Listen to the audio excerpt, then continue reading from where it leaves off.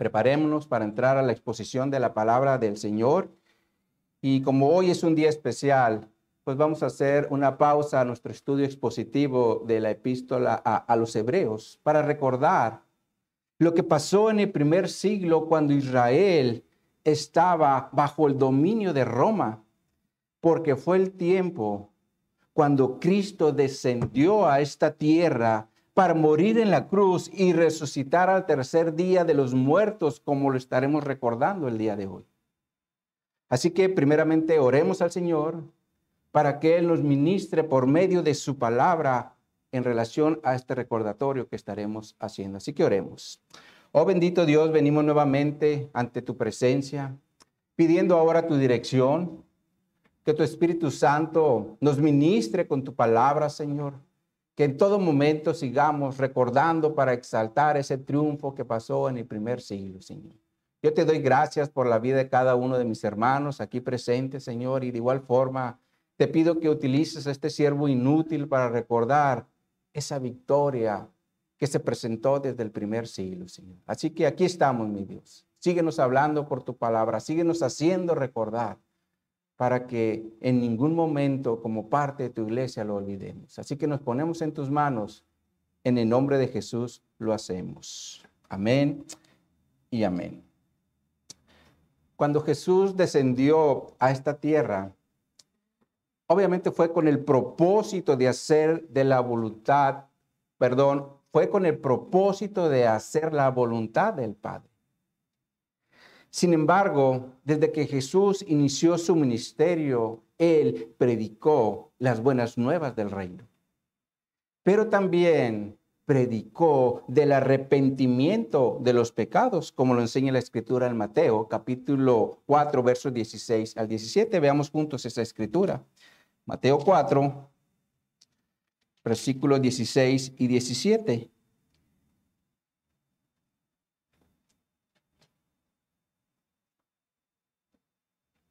Nos dice aquí la palabra de Dios, Mateo 4:16. El pueblo asentado en tinieblas vio gran luz, y a los asentados en región de sombra de muerte, luz le resplandeció. Desde entonces comenzó Jesús a predicar y a decir, ¿qué dice? Arrepentíos porque el reino de los cielos se ha acercado. Lo cual nos enseña que el arrepentimiento es un elemento indispensable en el reino de los cielos. Sin embargo, para que el hombre pueda ser perdonado de sus pecados, Jesús tuvo que ir primeramente a la cruz para derramar su sangre como una ofrenda al Padre por los pecados del hombre. Y de esa forma poder abrir el camino al perdón de los pecados y a la salvación del castigo eterno en el infierno. Ahora, para que la obra de Jesús estuviera completa, el Padre resucitó a Jesús de los muertos como una primicia, es decir, como un primer fruto de la resurrección. Y esto lo enseña la Escritura en 1 Corintios capítulo 15, versos 20 y 21. Se los vamos a poner en la pantalla.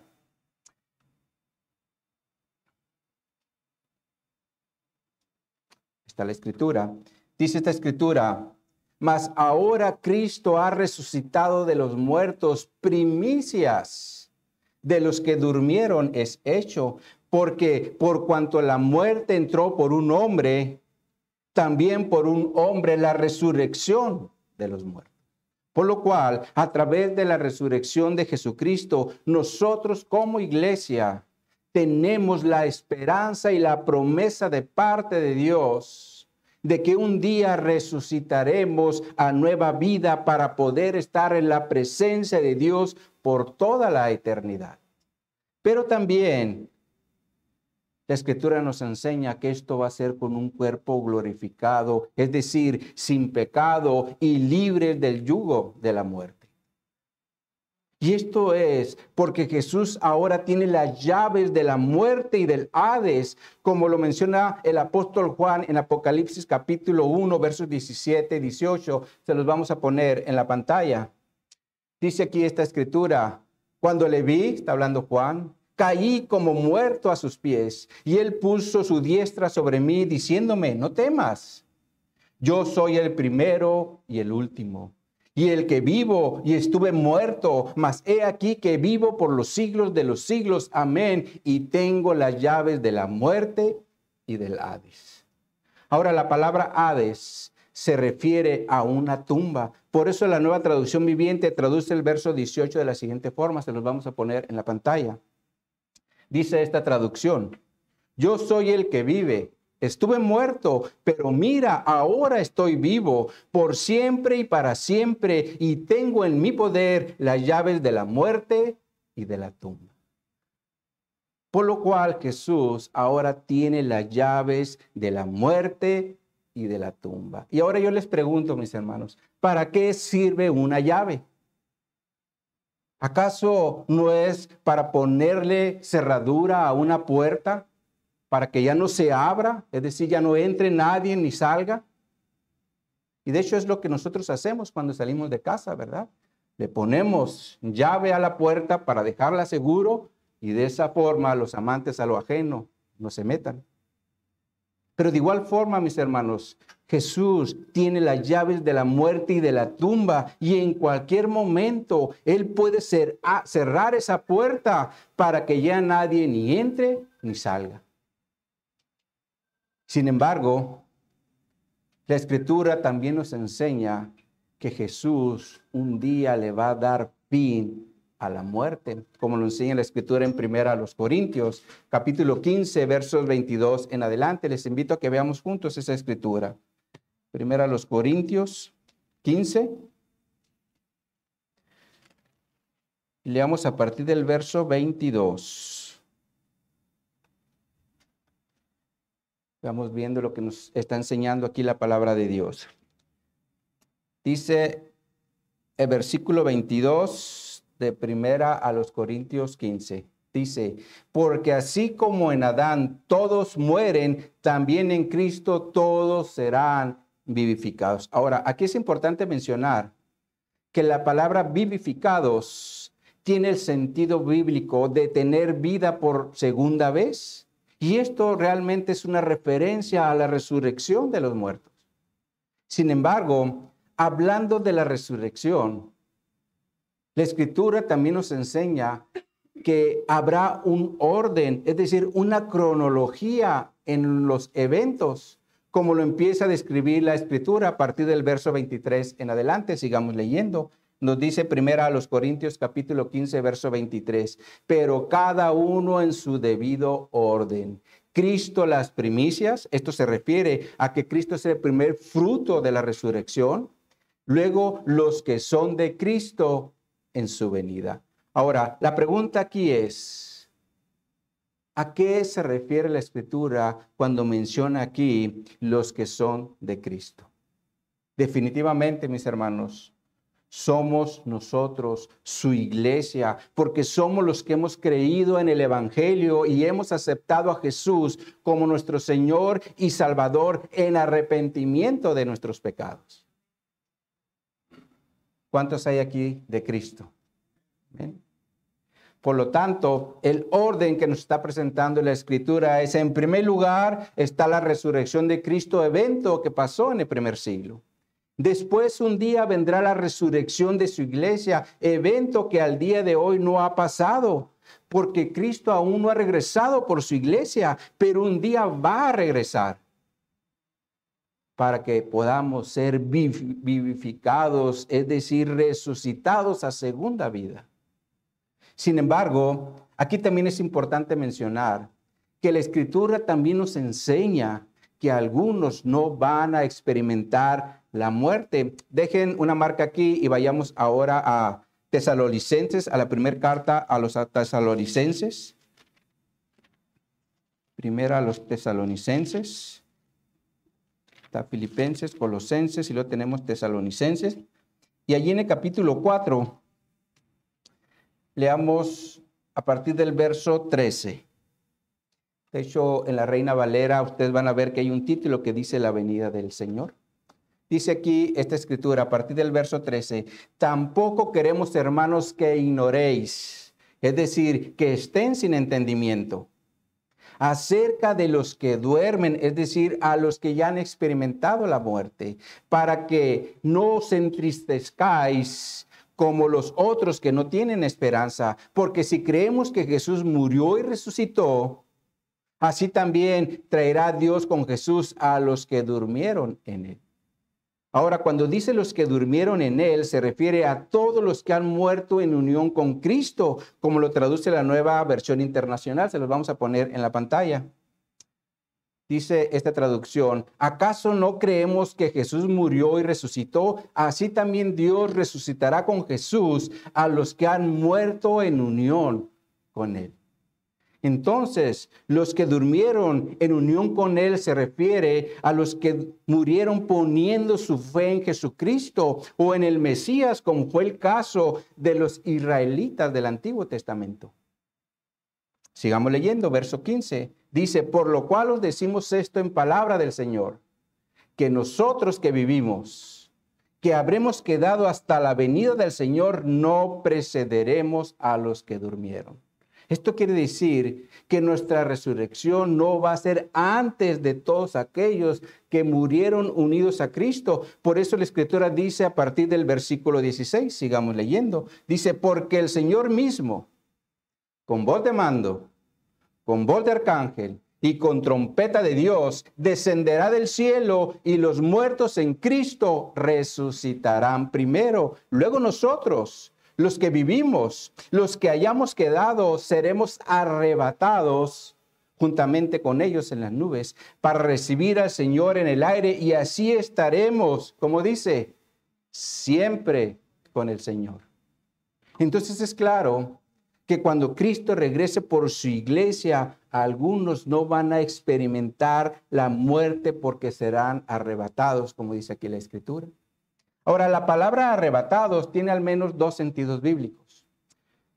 Uno es cuando habla de que algo es agarrado precipitadamente. Esto es como, imaginemos que ven a un niño que sale a la calle, va caminando y luego viene un carro a toda velocidad. En ese momento nos damos cuenta y rápidamente lo agarramos precipitadamente para ponerlo a salvo. Ese es un sentido bíblico. Pero el otro sentido bíblico se refiere a algo que es tomado de arriba para llevarlo a otra parte. Como por ejemplo, la Escritura nos enseña que Felipe, después de haber bautizado a un eunuco, fue arrebatado, como lo menciona la Escritura en Hechos 8:39, donde nos dice, cuando subieron del agua, el Espíritu del Señor arrebató a Felipe y el eunuco no le vio más y siguió gozoso su camino. Entonces es claro que Felipe fue tomado de arriba y puesto en otro lugar para que el eunuco no lo volviera a ver. Ahora, otro ejemplo que tenemos es el del apóstol Pablo, cuando fue llevado al paraíso, como lo enseña la Escritura en 2 Corintios 12, versículos 2 al 4. Veamos esa Escritura, 2 Corintios, capítulo 12.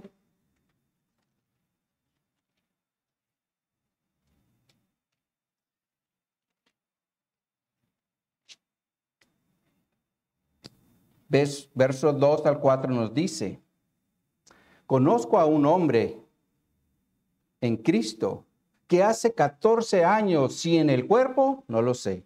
Si fuera del cuerpo, no lo sé. Dios lo sabe, que fue, que dice, arrebatado hasta el tercer cielo. Y conozco a tal hombre, si en el cuerpo, fuera del cuerpo, no lo sé. Dios lo sabe, que fue arrebatado al paraíso, donde oyó palabras inefables que no le es dado al hombre expresar. Entonces es claro que Pablo experimentó el arrebatamiento cuando fue tomado de arriba para llevarlo al tercer cielo, es decir, a la presencia de Dios. Ahora, ciertamente esto fue en espíritu. Sin embargo, nos describe un arrebatamiento porque Pablo fue tomado de arriba para llevarlo a otra parte. Sin embargo, mis hermanos, cuando Cristo regrese por su iglesia, esto ya no va a ser solamente en espíritu, sino va a ser físicamente para que nosotros estemos siempre en la presencia de Dios. Entonces, retomando el orden que la Escritura nos menciona en 1 Corintios 15:23, en primer lugar nos dice que Cristo resucita de los muertos como una primicia, es decir, como un primer fruto de la resurrección. En segundo lugar, los muertos de Cristo serán los que resuciten primero a nueva vida. Y esto obviamente va a ser cuando Cristo regrese por su iglesia. Y después los que estén vivos en ese momento, y claro, que sean parte de la iglesia del Señor, serán arrebatados para estar siempre con el Señor. Sin embargo, hay un tercer evento que es a donde quería llegar. Regresemos a la escritura donde dejamos la marca en 1 Corintios 15. Verso 24 nos dice, luego el fin, cuando entregue el reino al Dios y Padre, cuando haya suprimido todo dominio, toda autoridad y potencia, porque preciso es que Él, es decir, que Cristo, reine hasta que haya puesto a todos sus enemigos debajo de sus pies, y el postrer enemigo que será destruido, ¿cuál es? La muerte. Entonces, en este tercer evento, mencionado como el fin, se mencionan dos acciones. La primera es cuando Cristo entrega el reino al Padre después de haber destruido a todos los que están en autoridad sobre la tierra, es decir, gobernantes y autoridades. Y el segundo evento es que la muerte será destruida para que deje de tener dominio en la vida del hombre. Y aquí es cuando la puerta se va a cerrar, para que nadie entre ni salga. Y por lo tanto, la muerte va a dejar de tener dominio sobre nuestra vida, pero de igual forma las enfermedades, llámese cáncer, tuberculosis, diabetes o la enfermedad que ustedes quieran, porque ya no vamos a morir. Por eso la Escritura también dice en Apocalipsis 21, versos 2 al 4, y yo, Juan, vi la santa ciudad, la nueva Jerusalén, descender del cielo de Dios, dispuesta como una esposa ataviada para su marido, y oí una gran voz del cielo que decía, he aquí, el tabernáculo de Dios con los hombres, y Él morará con ellos, y ellos serán su pueblo, y Dios mismo estará con ellos como su Dios. Enjugará Dios toda lágrima de sus ojos, y ya no habrá muerte, no habrá llanto, no habrá clamor, no habrá dolor, porque las primeras cosas pasaron. ¿Cuánto le dan gracias a Dios porque tenemos esa esperanza? Por ese motivo, el día de hoy, a nivel mundial, los que somos parte del cuerpo de Cristo, estamos de fiesta, porque celebramos la resurrección de los muertos, la resurrección de Jesús. Pero también porque es una evidencia de nuestra fe. Y por eso también la predicamos. Así que con este contexto en mente, leamos los versículos 1 al 4 del capítulo 15 de los primeros de los Corintios para hablar del tema de la resurrección. 1 Corintios 15, versos 1 al 4. Nos dice aquí la palabra de Dios. Además os declaro, hermanos, el evangelio que os he predicado, el cual también recibisteis, el cual también perseveráis, en el cual también perseveráis. Por lo cual, asimismo, si retenéis la palabra que os he predicado, sois salvos si no creísteis en vano. Porque primeramente os he enseñado lo que asimismo recibí, que Cristo murió por nuestros pecados conforme a las Escrituras, y que fue sepultado y que resucitó al tercer día conforme a las Escrituras. El título que le hemos dado a esta enseñanza es La resurrección, una evidencia de nuestra fe. ¿Le das un enter, mi hermano? Ahí está. La resurrección, una evidencia de nuestra fe. Ahora, a través de toda la historia de la humanidad, siempre han existido líderes espirituales a los cuales las multitudes han seguido y de hecho han practicado sus enseñanzas. Tenemos como por ejemplo a Mahoma, quien fue un profeta árabe y de sus enseñanzas surgió la religión musulmana. Otro fue José Smith, que fundó la religión de los santos de los últimos días, conocido como los mormones. Pero también tenemos a Charles Taze Russell, quien fue el fundador de la religión Los Testigos de Jehová. Y así como estos, han existido muchos otros. Sin embargo, todos ellos tienen algo en común. Y esto es que nacieron, crecieron, dieron sus enseñanzas y murieron. Y de igual forma sus tumbas al día de hoy continúan con sus huesos. Pero si hablamos de Jesús, quien es nuestro líder espiritual, pero también es nuestro Señor, Él también nació, creció, dio sus enseñanzas y murió. Sin embargo, su tumba al día de hoy está vacía porque Él resucitó de los muertos. Y hoy en día, la Escritura nos enseña que está a la diestra del Padre intercediendo por nosotros. Como menciona la Escritura en Romanos 8:34, donde nos dice, ¿quién es el que condenará? Cristo es el que murió, más aún el que también resucitó, el que además está a la diestra de Dios, el que también intercede por nosotros. Entonces es claro que Jesús está vivo y está a la diestra del Padre intercediendo por nosotros, su iglesia. Porque obviamente Él sabe que tenemos necesidad. Él conoce nuestras debilidades, Él conoce nuestras enfermedades, Él conoce nuestras situaciones y está intercediendo por nosotros. ¿Se acuerdan cuando le dijo a Pedro que lo habían pedido para ser zarandeado? No le dijo, te voy a librar de eso, ¿verdad? Sino le he pedido al Padre para que puedas soportar esa prueba. Y el Señor, eso es lo que está haciendo. Porque todos los días tenemos pruebas, ¿o no es así? ¿Sí? Entonces es claro que pues, Jesús está haciendo eso por su iglesia. Ahora, por otro lado, también es una realidad que hay muchas religiones en el mundo que no creen en la resurrección, como es el caso del budismo. Porque ellos, como dicen que no hay resurrección, solo se preocupan por el vivir ahora y vivir en los placeres que ofrece este mundo. Porque según su postura y enseñanza, no habrá resurrección de los muertos o algo después de la muerte. Sin embargo, cuando nosotros leemos la Escritura, encontramos todo lo contrario.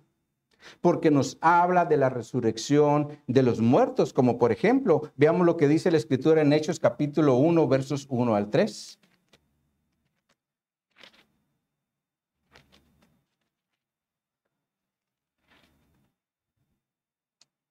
Nos dice aquí la Escritura, está hablando Lucas.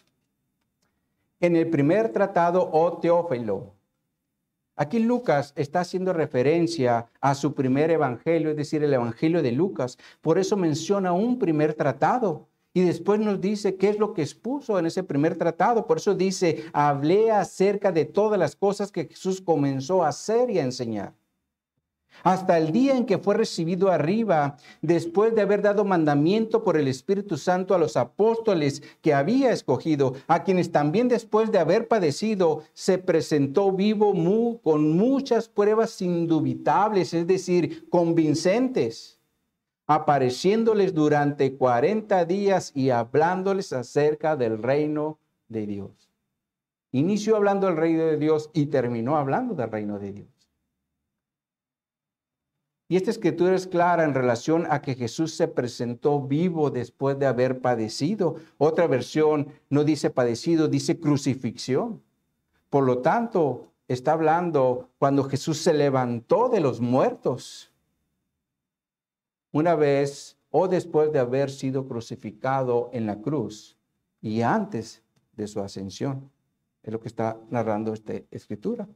Entonces también dice que pasó 40 días con los apóstoles hablándoles del reino.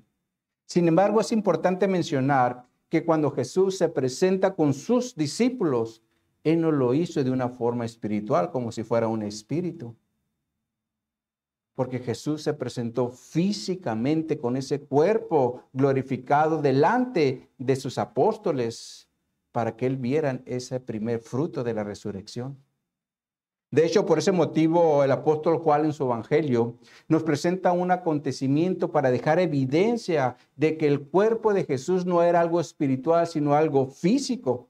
Y esto lo vemos en Juan capítulo 20, versos 24 al 29, donde nos dice, pero Tomás, uno de los 12, llamado Dídimo, no estaba con ellos cuando Jesús vino. Le dijeron pues los otros discípulos, al Señor hemos visto. Y él les dijo, es decir, Tomás, si no vieren sus manos la señal de los clavos y metiere mi dedo en lugar de los clavos y metiere mi mano en su costado, no creeré. 8 días después estaban otra vez sus discípulos dentro. Y con ellos Tomás. Llegó Jesús estando las puertas cerradas y se puso en medio de ellos y les dijo, paz a vosotros. Luego dijo a Tomás, pon aquí tu dedo y mira mis manos y acerca tu mano y métela en mi costado y no seas incrédulo sino creyente. Entonces Tomás respondió y dijo, Señor mío y Dios mío. Jesús le dijo, porque me has visto, Tomás, creíste, bienaventurados los que no vieron y creyeron. Entonces es claro que Jesús se presentó delante de sus apóstoles con un cuerpo físico después de la resurrección de los muertos. Por ese motivo le dice a Tomás, pon tu dedo aquí y mira mis manos, acerca tu dedo, métela en el costado, no seas incrédulo, sino creyente. Por lo cual, mis hermanos, es indispensable en la vida de todo cristiano que creer que Jesús resucitó de los muertos con un cuerpo físico, porque eso nos hace ser bienaventurados, como dice esa escritura. ¿Cuántos bienaventurados hay aquí? Que creemos que Jesús resucitó con un cuerpo físico glorificado.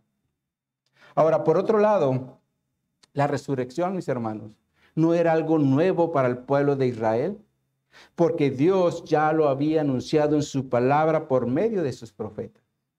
De hecho, al inicio del servicio leímos la escritura del profeta Oseas, donde habla de la resurrección al tercer día.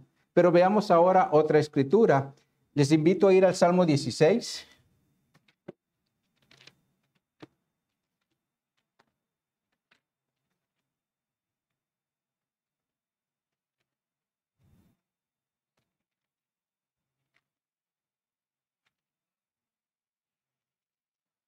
Y vamos a leer a partir del verso 8. Salmo 16, versículo 8 al 11. Nos dice aquí la palabra de Dios.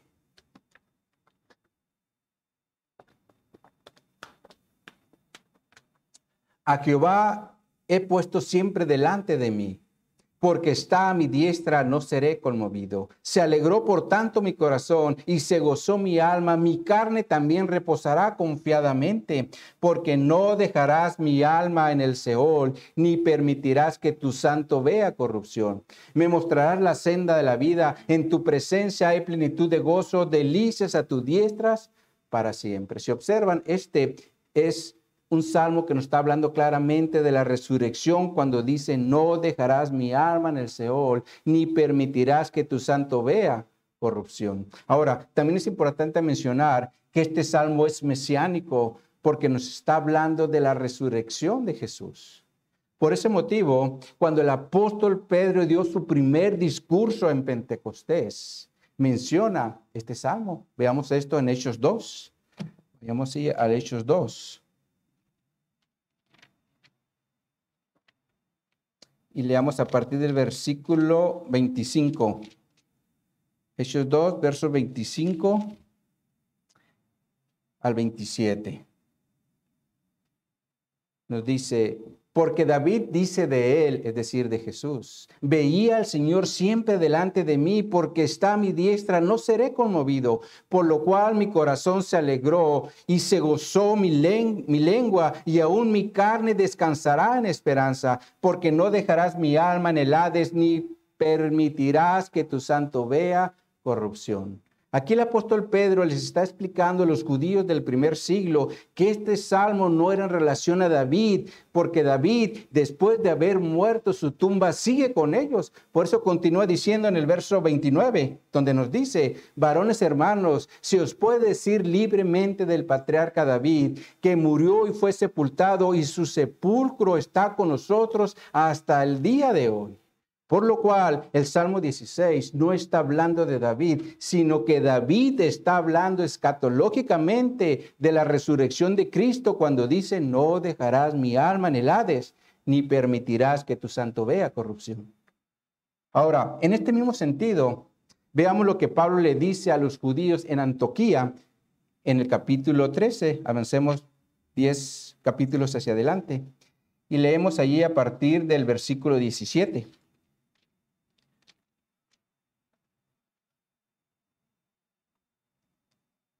Ahora, pongamos atención cómo el apóstol Pablo, bajo la dirección del Espíritu Santo, hace un resumen del tiempo que Dios escogió al pueblo de Israel hasta la resurrección de Cristo. Dice el versículo 17.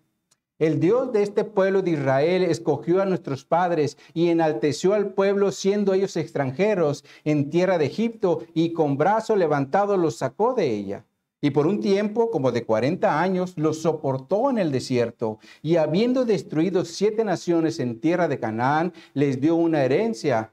Les dio en herencia su territorio. Después, como por 400 años, les dio jueces hasta el profeta Samuel.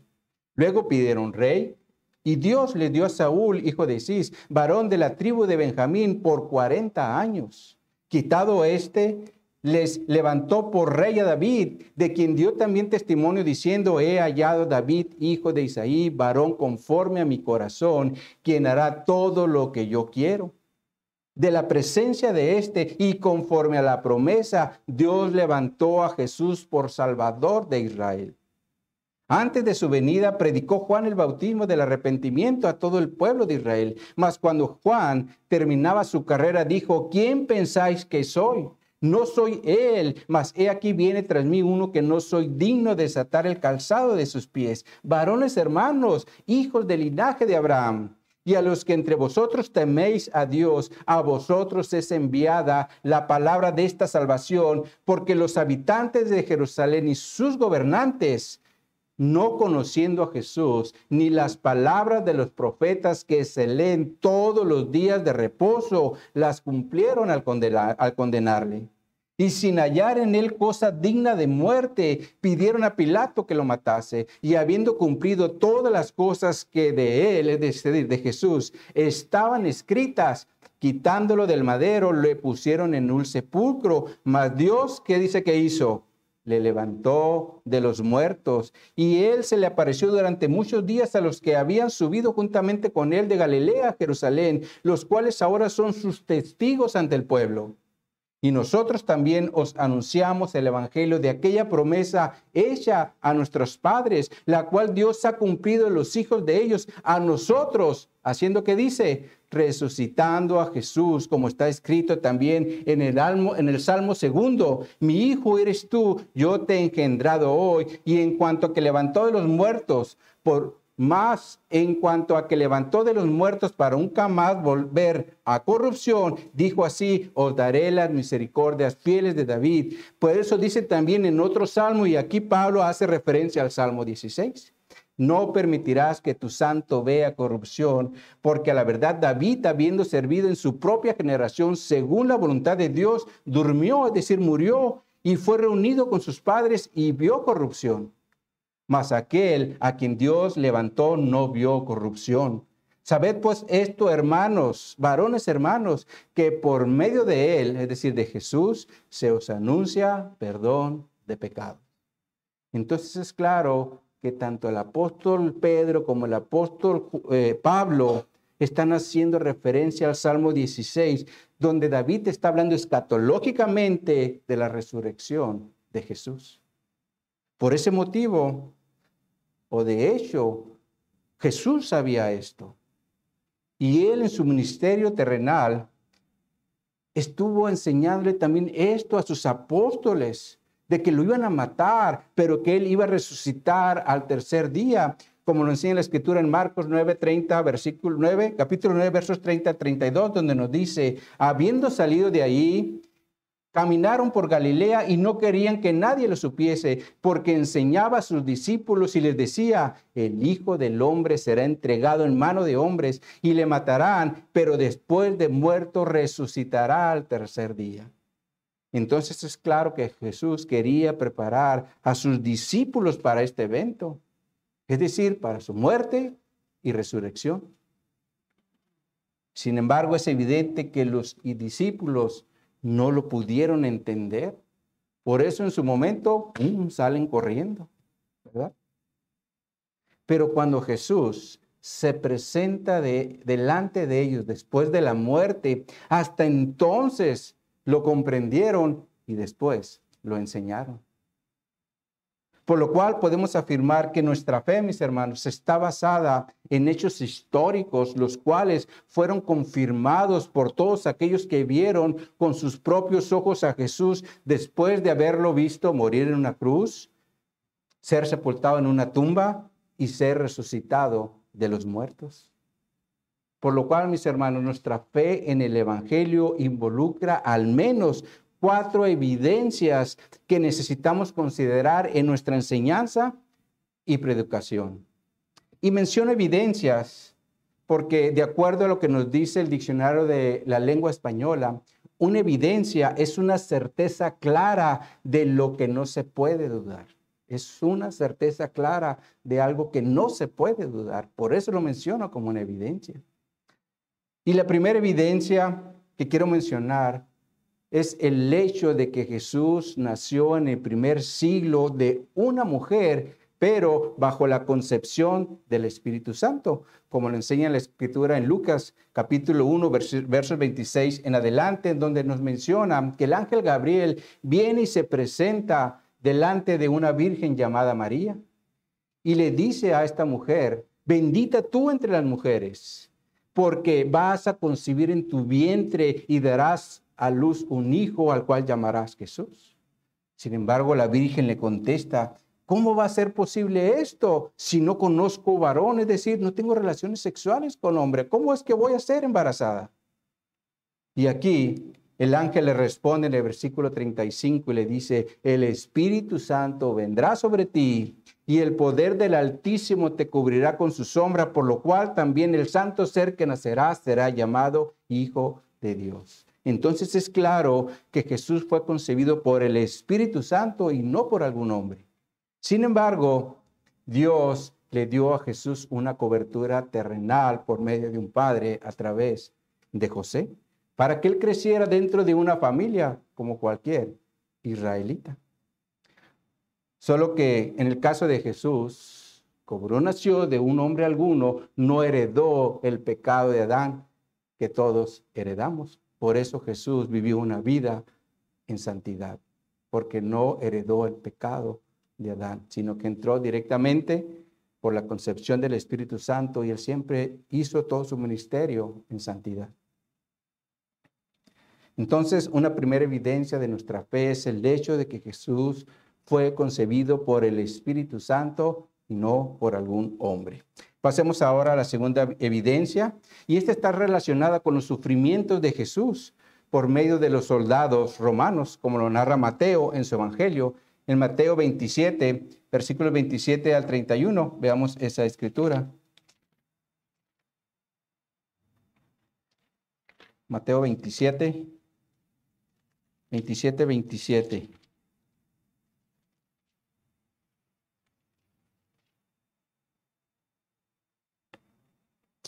Nos dice aquí la escritura, entonces los soldados del gobernador llevaron a Jesús al pretorio y reunieron alrededor de él a toda la compañía. Y desnudándole, le echaron encima un manto de escarlata y pusieron sobre su cabeza una corona tejida de espinas y una caña en su mano derecha, e hincado de rodillas delante de él, le escarnecían diciendo, salve, Rey de los judíos. Y escupiendo, tomaban la caña y le golpeaban en la cabeza después de haberle escarnecido, es decir, de haberse burlado de él. le quitaron el manto y le pusieron sus vestidos y le llevaron para crucificarle. Entonces, la segunda evidencia de nuestra fe es que Jesús fue martirizado y crucificado por los soldados romanos. Lo cual nos lleva a nuestra tercera evidencia, porque una vez que Jesús fue crucificado y muerto en la cruz, fue puesto en una tumba, como lo describe Mateo un poco más adelante en los versículos 57 al 62, donde nos dice: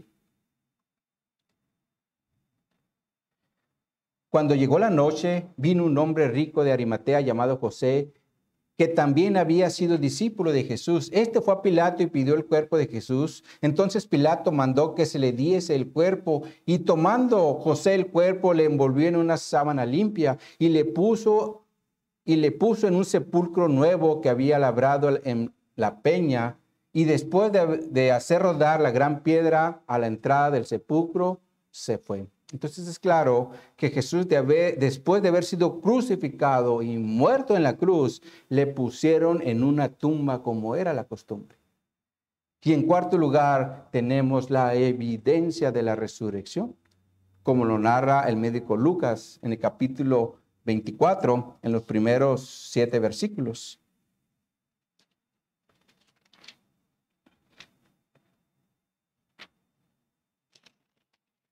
Lucas 24, de hecho está el título allí de la resurrección.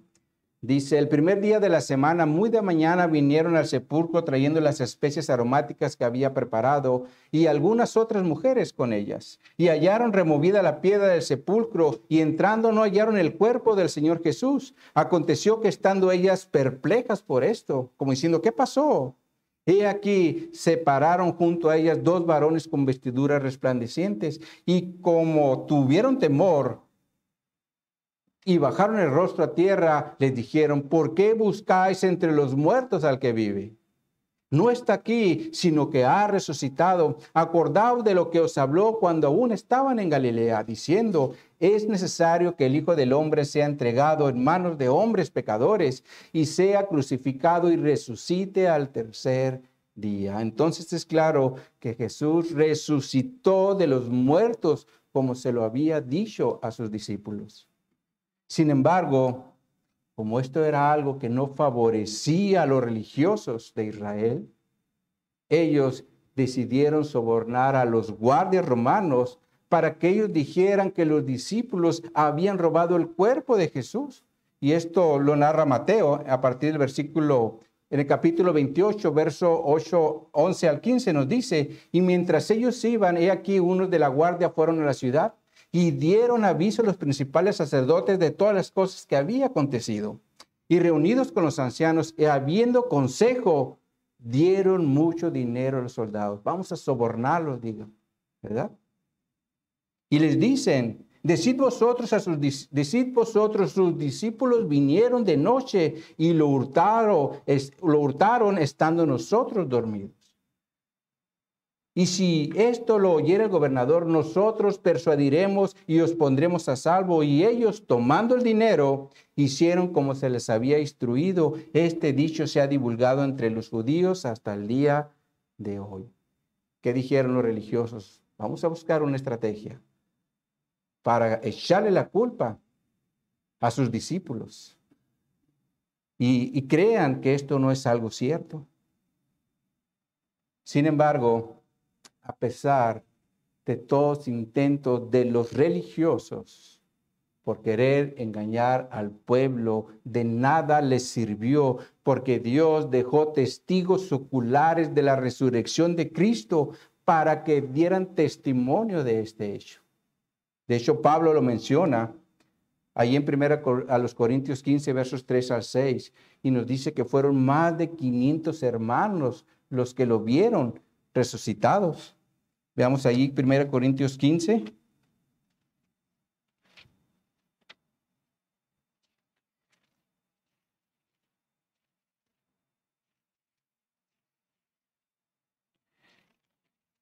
Nos dice a partir del verso 3. Dice: Porque primeramente os he enseñado lo que asimismo recibí, que Cristo murió por nuestros pecados conforme a las Escrituras, y que fue sepultado y que resucitó al tercer día conforme a las Escrituras, y que apareció a Cefas y después a los 12, después apareció a más de 500 hermanos a la vez, de los cuales muchos viven y otros ya duermen. Entonces es claro, mis hermanos, que Dios dejó una buena cantidad de testigos oculares en el primer siglo para que dieran fe de la resurrección de Jesús. Entonces, tenemos estas 4 evidencias o hechos que no debemos de dudar como iglesia porque son parte de nuestra fe.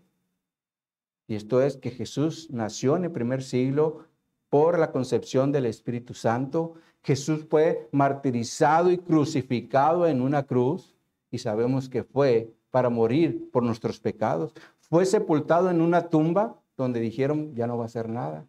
Pero el Señor lo resucitó de los muertos al tercer día, como Él lo había establecido en su palabra.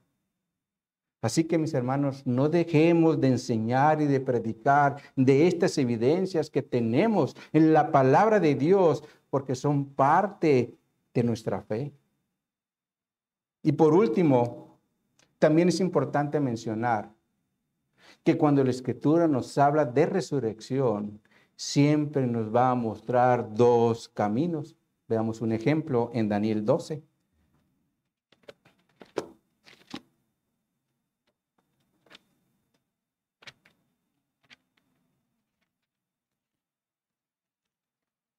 En los primeros 2 versículos nos dice aquí la palabra de Dios,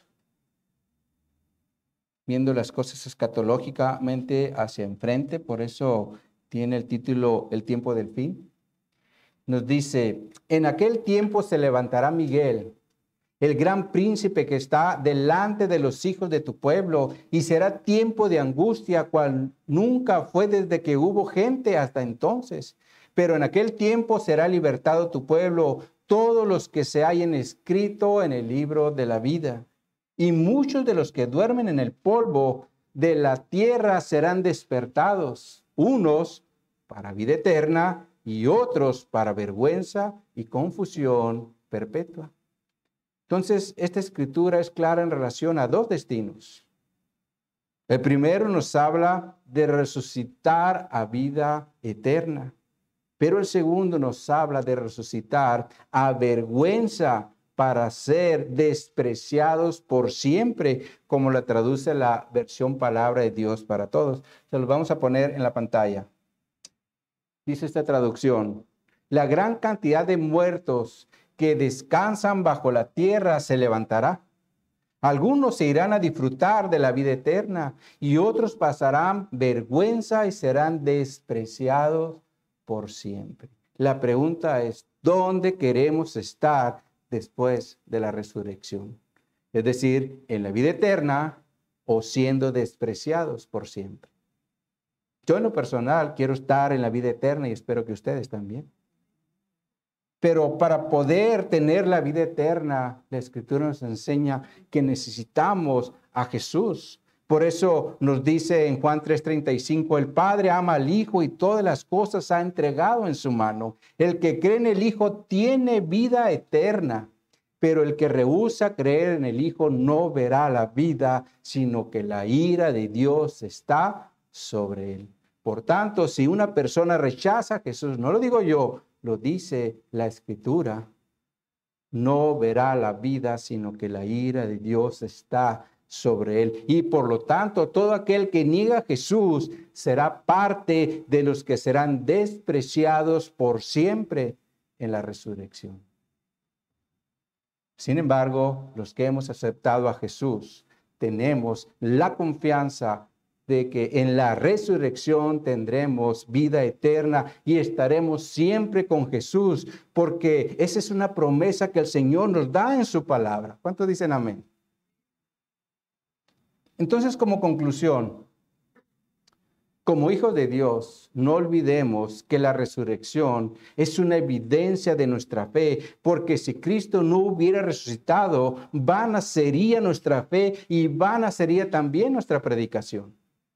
Y por lo tanto, como iglesia, no tendríamos nada que ofrecerle a los pecadores para que ellos puedan cambiar su condición y su destino eterno. Pero como Cristo murió por nuestros pecados conforme a las Escrituras, fue sepultado conforme a las Escrituras y resucitó al tercer día conforme a las Escrituras. Hoy como iglesia podemos afirmar confiadamente que habrá resurrección de los muertos y salvación del castigo eterno. Y eso es lo que podemos ofrecerle ahora a los perdidos. Porque Jesús es la resurrección, como él mismo le dijo a Marta en Juan capítulo 11, versos 25 al 26, y con esto termino. Dice la Escritura, le dijo Jesús, yo soy la resurrección y la vida. El que cree en mí, aunque esté muerto, vivirá. Y todo aquel que vive y cree en mí, no morirá eternamente. ¿Crees esto? Por lo tanto, hoy también hago la pregunta, ¿crees esto? ¿Crees esto? Oremos. Oh bendito Dios, te damos gracias, Señor, por tu palabra que nos muestra, nos enseña que a aquellos que hemos creído en ti, Señor, tenemos esa promesa de que un día vamos a resucitar, pero no para condenación, no para ser despreciados, sino para estar por siempre en tu presencia, disfrutando la vida eterna, Señor. Y te damos gracias por eso, Señor, porque eso es algo que tú lo enseñas en tu palabra, es algo que abrazamos y lo creemos, porque sabemos que es una evidencia que no podemos negar, porque aceptamos lo que tú estableces en tu palabra, Señor. Así que gracias, Señor, por tu palabra, gracias, Señor, por tus promesas, pero gracias, Señor, por tu resurrección. Porque hoy tenemos esta esperanza de que aunque en estos momentos la muerte nos gane el terreno, un día tú nos vas a levantar a vida eterna para que la muerte nunca más se vuelva a enseñorear en nuestra vida. Y esa es la promesa que tenemos y esa es la confianza. Así que gracias, Señor, por estas promesas, Señor, y gracias porque como iglesia podemos estar confiadamente predicando y enseñando que un día resucitaremos a vida nueva, Señor. Así que gracias por esto, mi Dios. Gracias por tu iglesia que lo cree. Y ayúdanos, Señor, a ser esa iglesia que siempre quiera aprovechar la oportunidad para predicar el mensaje de las buenas nuevas a toda criatura, Señor. Así que gracias, te lo damos. En nombre de Jesús lo hacemos para tu gloria y para tu honra. Amén y amén. Pues muy bien.